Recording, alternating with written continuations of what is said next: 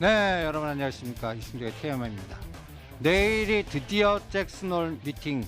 여러분들 그 결과 어떻게 나올까요? 그거 맞히지 못하십니다. 그럴 때 시장은 이럴 때 이제 저는 중화 전략, 양날개 전략 이렇게 표현하는데 여러분들 보시죠. 제가 이 파생 시장을 자꾸 해석하면서 시장의 속마음, 그 다음에 시간 조절 이런 것들을 자꾸 얘기합니다. 한번 보시죠. 257, 1950. 이제는 이게 저항이 아니라 지지로 바뀌었다 그랬습니다. 잭슨홀 에너지로 251단에서 259.45. 그러니까 오늘은 내일 만약에 잭슨홀 미팅에서 파월 연준이 의장이 시장 친화적 발언을 할까? 부정적 발언을 할까? 이미 미국 증시도 올랐고 우리도 바닥에서는 올랐어. 근데 만약에 시장 기대치 눈높이보다 못하면 흔들어가면 어떡하지? 이런 불안감에 의한 심리가 파생시장에서 전개되는 겁니다. 이럴 때 여러분들 이 급락대 산 거를 만약 10개 샀다면 5개 청산하고 5개만 가는데 오히려 12월물을 2개 매도하는 5대2 전략. 난 2-3개만 해 하면 2대1 전략으로 양날개를 펴드리고 있습니다. 그 다음에 옵션도 5대5 양매수. 그래서 내일 빠지면 풋 챙기고 콜로 가고 선물 매도 친 거 청산해서 매수로 이동해서 다음 눌림목 준 다음에 올라가는 그 파동을 타자, 이렇게 전략을 짜드리고 있습니다. 실제 이 36만 개 중에 오늘 그런 에너지가 나오고 있습니다. 마이너스입니다. 여러분들 보시면 이 마이너스 청산이 어떤 에너지일까요? 매수 수익 난 매수로 미결제했던 사람들이 일부 내일 불안하니까 일부 청산해서 그 부분이 줄어드는 거. 매도 미결제보다는 매수 미결제 청산으로 전 판단이 됩니다. 삼성전자 SK하이닉스 위치 보면요. 그러면 이제 내일 실질적으로 결과가 나왔어요. 그러면 이럴 때 시나리오 전략을 씁니다. 시나리오. 여러분들도 사고 훈련을 하면 다 예측하실 수 있어요. 근데 시장은 예측보다는 대응이거든요. 그러니까 만약에 5월 18일 날 5월 18일이 우리 추석 연휴 지나고예요. 그러니까 여러분들 한번 보세요. 3가지 시나리오 나와요. 3가지 시나리오. 가장 나쁜 시나리오는 금리 동결. 그럼 시장 박살나겠죠. 한 50포인트나 직전 저점 공격을 할 겁니다. 그런데 지금 그만큼 올려놨기 때문에 저는 1900은 안 깬다. 대충 1900과 1920 시나리오입니다. 동결로 나올 때. 그러면 이 가운데 시나리오가 최고예요. 0.5bp 바로 해주든지 연속적으로 하겠다는 뉘앙스를 주면서 여러분들 일주 전만 해도 이 0.25bp 인하 확률이 9월 18일 날 80%인데 거의 100%에 육박해요.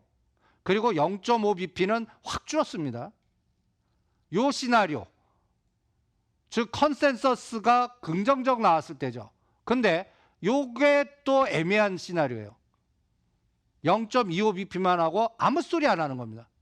연속성도 없고 그럴 때는 시장은 이미 올랐기 때문에 오히려 조종한다라고 보겠습니다. 저는.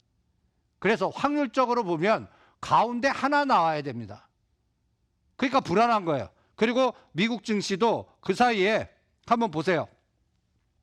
올랐어요. 떨어진 게 아니라. 그럴 때 저는 이 제목이 뭐죠? 음모론적 시각. 뭐 거창한 게 아니라요.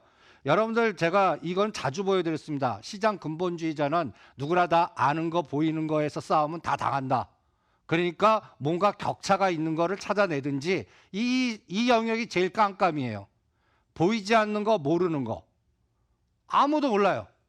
그때는 직관이거나 아니면 이럴 때 제가 follow the man, follow the money 이 개념으로 전략을 짜서 대응합니다. 제가 이런 시각으로 한번 트럼프 대통령이 원하는 다우지수 음모론적 시각으로 이 그림을 한번 보여드린 적이 있습니다. 7월 달에 여러분들 보시면 난 여기서 더 땡기기보다는 10월이나 11월까지 죽였다가 가는 게 트럼프 속마음일 거다. 그리고 그거를 경계해라. 그래서 한 9, 10월 달 정도 되면 바닥 확인하면 이제 그때쯤 좋은 카드 쓰고 그 다음에 대선 재선을 위한 횡보를 할 거다, 이런 얘기를 해드렸을 겁니다. 여러분들 요 급락할 때 금리 결정이라든지 이런 거 놓고 공격 누가 했어요? 트럼프 대통령이 트윗 날리면서 박살내지 않았습니까? 지금 본인이 연준 탓하는데 이 시장 급락시킨 거 트윗입니다. 중국한테 다시 또 노이즈 일으키고, 그러나 궁극적으로는 연기시켰죠. 트윗 노이즈입니다. 그러면 여러분들 한번 보세요. 요게 이제 마디가 요때입니다. 10월 1일을 전 디데이 잡겠습니다. 셧다운, 그리고 10월 1일 중국 국경절. 이 사이까지는 지금 오늘 홍콩이 많이 빠지는데, 홍콩도 뭐 여러 가지 노이즈 있지만 뭐라 그럴까요? 군대 개입이나 이때까지는 안 할 거다라고 봅니다. 그리고 이제 가장 중요한 게 원달러입니다. 위에나. 오히려 이럴 때 음모론적 시각으로 여러분들 다 누구나 예측하지 않은 범위를 가보는 거예요. 만약에 금년 말에 환율이 다시 1150원 오는 세상이 온다면 어떨까? 지금 하면 생뚱맞죠. 근데 여러분들 작년 말 생각해 보세요. 작년 말에는 연준이 뭐 이렇게 하면서 금년에 금리 3번, 4번 인상한다고 그랬습니다. 그런데 연초에 확 바꾸면서 스탠스 바꾸면서 오히려 금리 인하 시대, 심지어는 마이너스 금리 시대, 이렇게 떠들지 않고 주가 급등시키지 않았습니까?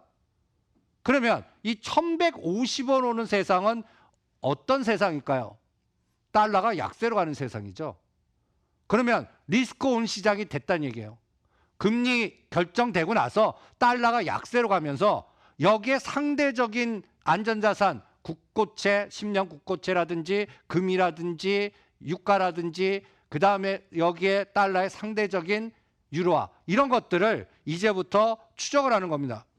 그래서 여러분들 잭슨홀 미팅 이 재료는 저는 8월 15일부터 여기 올라가 봤자 26,500이니까 이미 이 경계감을 우리 시장이 오늘 선제적 반응하는 거다라고 봅니다. 여기서 치고 나가려면요 0.5bp 가능성이 높아져야 돼요. 그게 안 나오죠. 0.25bp 정도 개념이죠. 그러면 눌렀다 갑니다. 그런데 이 눌렀다 갈 때 우리가 디커플링 돼야 돼요. 그거를 삼성전자, SK하이닉스 갖고 확인하는 게 내일 금요일과 다음 주 초입니다. 그리고 이제 보세요. 이 선이 제가 두 가지 선을 그어드릴게요. 255선하고 아주 강한 선은 257입니다. 이 지금 259점, 260 눈앞에 딱 두고 흔들었어요. 여기서 흔들어서 먹는 게임을 할 건지 이걸 치고 나갈 게임을 할 건지는 간단히 해서 내일 재료 노출 이후에 미국 시장 결과를 실제 우리 시장은 어떻게 작동시키나의 파생시장에서 전개될 겁니다. 그럴 때 이거 그림을 보세요.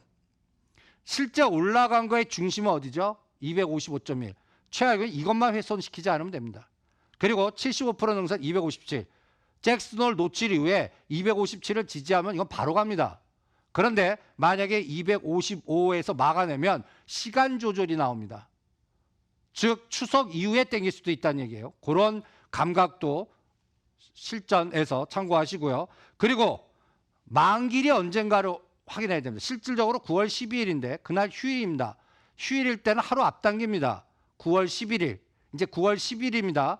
이때 255에서 막아내냐 257에서 막아내냐가 요번 이 고점을 얼마의 속도로 뚫느냐 이걸 결정할 거고, 이때까지는 시가상위 종목들보다는 종목 낙폭바다 종목들 키맞추기 순환만 나올 거다, 이렇게 진단을 해드립니다.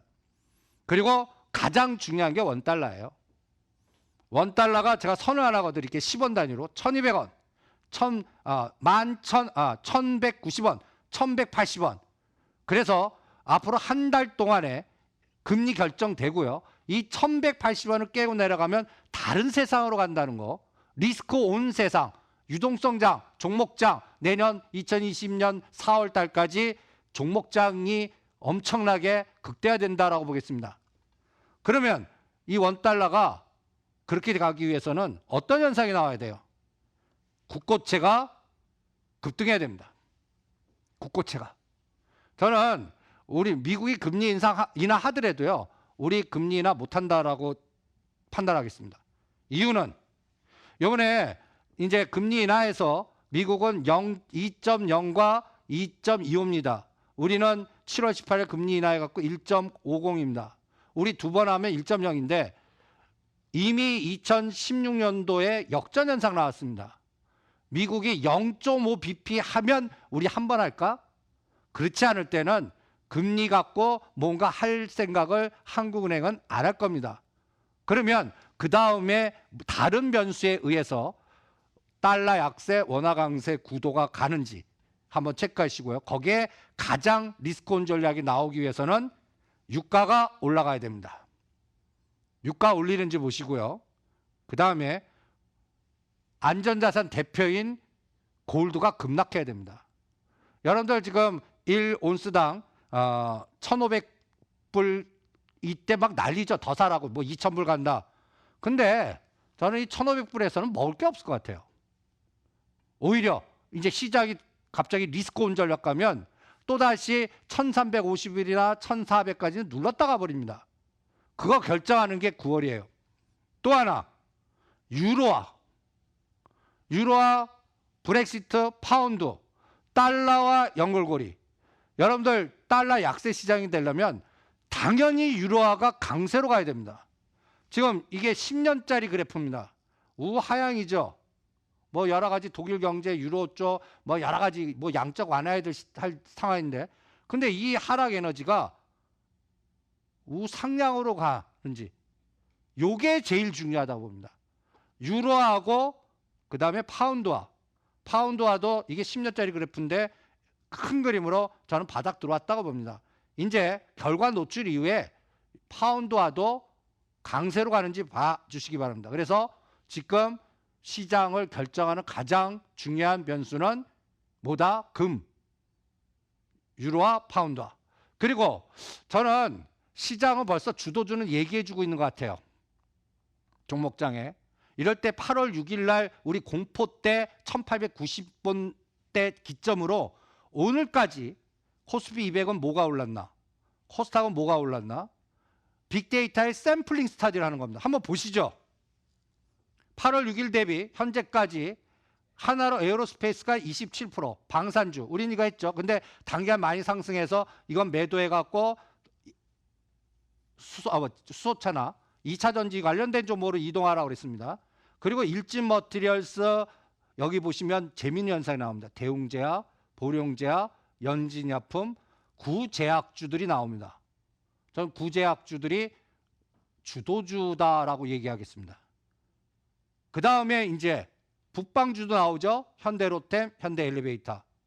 요거를 제가 8월 6일 기점으로 한 달씩 비교해 드리겠어요. 8월 6일이니까 9월 6일, 10월 6일, 12월 6일 이렇게요. 그래서 이 종목이 에너지가 지금은 15, 17%인데 그 이후에 얼마 되나 한번 검증해 보시죠. 코스닥은 아직까지 주도주 색깔이 없어요. 개별 종목들 약간 질 나쁜 투기화가 됩니다. 그런데 코스피 쪽에서는 여러분들 여기 한번 더 코스피 보세요. 티웨이홀딩스 65%, 나노메딕스, 인스코비 쭉 종목 색깔 보면 여기도 약간 낙폭 가다주지만 바이오, 제약, 정부 정책 관련주 이렇게 압축됩니다. 그래서 종목장은 시작됐다. 그리고 내일이 디커플링 확인하는 마지막 날이다. 이렇게 진단을 해드립니다. 이신조의 TMA였습니다.